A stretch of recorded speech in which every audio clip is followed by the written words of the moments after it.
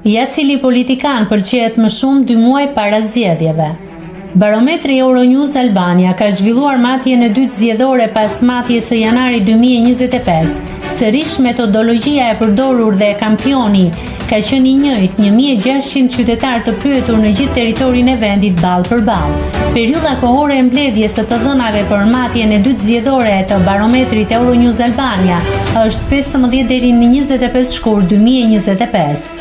Matjet e dyta politike të barometrit Euronews Albania për zgjedhjet e 11 majit sillin pëlqyeshmërinë që kanë liderët e partive kryesore politike 2 muaj përpara zgjedhjeve. Edi Rama në matjen e dytë ka 51.1% mendim pozitiv dhe 46.5% mendim negativ. Adriati Klapa i renditeti dyti me 31.4% që e pëlqejnë dhe 34.6% që kanë mendim negativ për të. Agron Sheaj renditet i treti për mendimin pozitiv me 31.1% dhe 38.6% mendim negativ. Më pas vjen Sali Berisha 28.4% mendim pozitiv për të dhe 66.6% mendim negativ. Arlind Qori 21.9% mendim pozitiv dhe 37.5% mendim negativ. Endri Shabani e pëlqejnë 17.8% e qytetarëve dhe nuk e pëlqejnë 34.9% e të pyeturve. Enkeleda Libeaj 12.6% mendim pozitiv dhe 58.2% mendim negativ. Lulzim Basha ka 10.1% pëlqyeshmëri dhe 84.7% mendim negativ.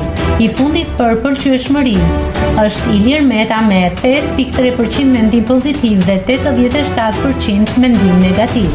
Nëse krahasojmë shifrat e pëlqyeshmërisë me matjet e para politike të barometrit 1 muaj më parë, Edi Rama ka rënë me 2.3% në pëlqyeshmëri, Adriati Klapaj ka rënë me 5.8% në pëlqyeshmëri, 3% ka rënë pëlqyeshmëria e Agron Sheaj, 2.4% ka rënë në pëlqyeshmëri Arlind Qori, 4.4% ka rënë Endri Shabani, 0.3% ka rënë Ali Beaj, 2.2% ka rënë Lulzim Basha dhe 1.4% Ilir Meta.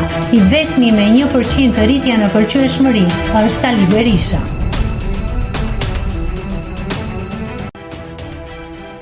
Nëse klikoni mbi butonin subscribe, do t'ju shfaqen të gjitha publikimet tona. Ju ftoj t'i bëni subscribe kanalit, të pëlqeni videot dhe të lini komentin tuaj.